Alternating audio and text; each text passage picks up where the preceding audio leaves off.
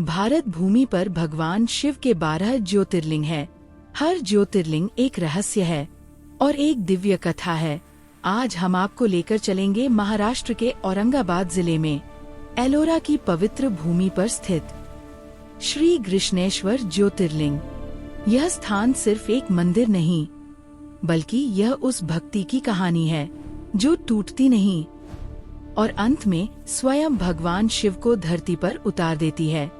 बहुत समय पहले इसी क्षेत्र में एक गांव था।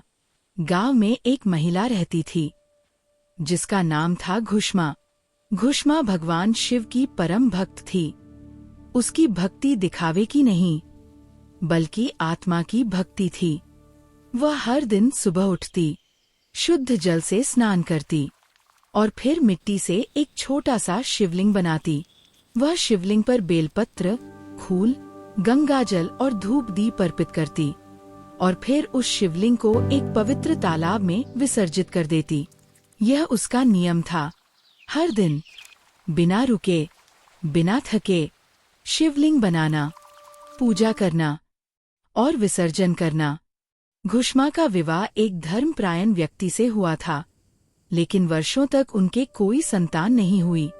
पति दुखी था और समाज के ताने भी उन्हें चुभते थे।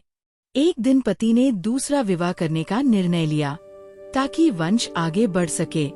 घुष्मा ने इसे भी भगवान शिव की इच्छा मानकर स्वीकार कर लिया और कुछ समय बाद घुष्मा के घर एक पुत्र का जन्म हुआ। वह पुत्र घुष्मा के जीवन का सबसे बड़ा वरदान था और उसकी भक्ति का सबसे बड़ा खल। लेकिन जहाँ प्रेम होता है, वहाँ ईर्ष्या भी जन्म ले लेती है।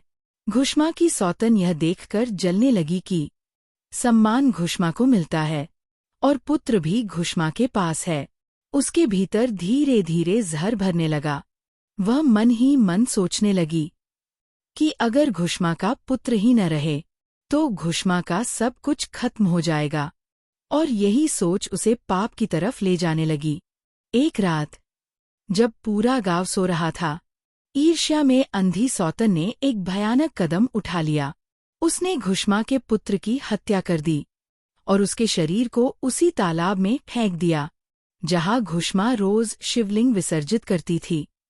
सुबह हुई, घुष्मा जागी और अपने पुत्र को खोजने लगी, लेकिन पुत्र कहीं नहीं था। घर में सन्नाटा था और घुष्मा का मन कांपने लगा। कुछ समय बाद घुष्मा को सच पता चला कि उसके पुत्र के साथ क्या हुआ। उसका दिल टूट गया। उसकी आंखों से आंसू बहने लगे, लेकिन उसकी भक्ति नहीं टूटी। उसने रोते हुए भी अपने हाथ जोड़े और उसी तालाब के किनारे बैठकर शिवजी का ध्यान किया। लोगों ने कहा, घुष्मा पागल हो गई है। जिसके बेटे की मृत्यु हो गई वह पूजा कर रही है। लेकिन घुष्मा ने कहा, मेरा बेटा शिव का दिया हुआ है और अगर शिव चाहेंगे तो वही उसे वापस भी देंगे। और फिर वह तालाब की ओर चल पड़ी जहां उसने वर्षों से शिवलिंग विसर्जित किए थे। घुष्मा तालाब के किनारे पहुंची। उसने एक और शिवलिंग बनाया और कांपते हाथों से पूजा की। उसकी आंखों में आंसू थे, पर उसके चेहरे पर क्रोध नहीं था, बस विश्वास था। उसने कहा, हे भोलेनाथ, मैंने हमेशा आपको सच्चे मन से पूजा है। आज मेरा सब कुछ छिन गया, लेकिन मैं फिर भी आपकी पूजा कर रही हूँ। इतना कहकर उसने शिवलिंग तालाब में विसर्जित कर दिया और तभी तालाब का जल हिलने लगा। हवा तेज चलने लगी। आसमान में बादल गरजने लगे। चारों तरफ दिव्य प्रकाश फैल गया और उसी प्रकाश के बीच भगवान शिव स्वयं प्रकट हुए। त्रिशूल, डमरू और माथे पर चंद्रमा। शिवजी ने घुष्मा से कहा, घुष्मे, तुम्हारी भक्ति अद्भुत है। तुमने दुख में भी मुझे नहीं छोड़ा। शिवजी ने क्रोधित होकर उस सौतन को दंड देने का निश्चय किया, लेकिन घुष्मा ने शिवजी के चरण पकड़ लिए। उसने कहा, हे प्रभु, जिसने पाप किया है उसे आप दंड दें, लेकिन कृपा करके उसे जीवनदान भी दें। शिवजी चकित रह गए। जिसने तुम्हारा संसार उजाड़ दिया, उसके लिए भी तुम्हारे मन में करुणा है। और यही था घुष्मा की भक्ति का सबसे बड़ा प्रमाण। शिवजी ने तालाब की ओर देखा और उनके आदेश से तालाब के जल से घुष्मा का पुत्र जीवित होकर बाहर आ गया। इसके बाद शिवजी ने कहा, घुष्मे तुम्हारी घुष्मे, भक्ति युगों तक तुम्हारी याद रखी भक्ति युगों जाएगी। तक याद रखी जाएगी। और शिवजी ने उसी स्थान पर अपने तेज से एक दिव्य ज्योतिर्लिंग स्थापित किया।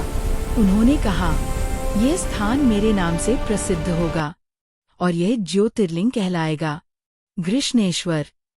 कुछ मान्यताओं के अनुसार यह नाम घुष्मा से ही जुड़ा है। घुष्मा की भक्ति ही घृष्णेश्वर बन गई। अगर आपको ये कथा पसंद आई हो तो इस श्रृंखला को आगे बढ़ाने के लिए वीडियो को लाइक करें और कमेंट में लिखें, हर हर महादेव।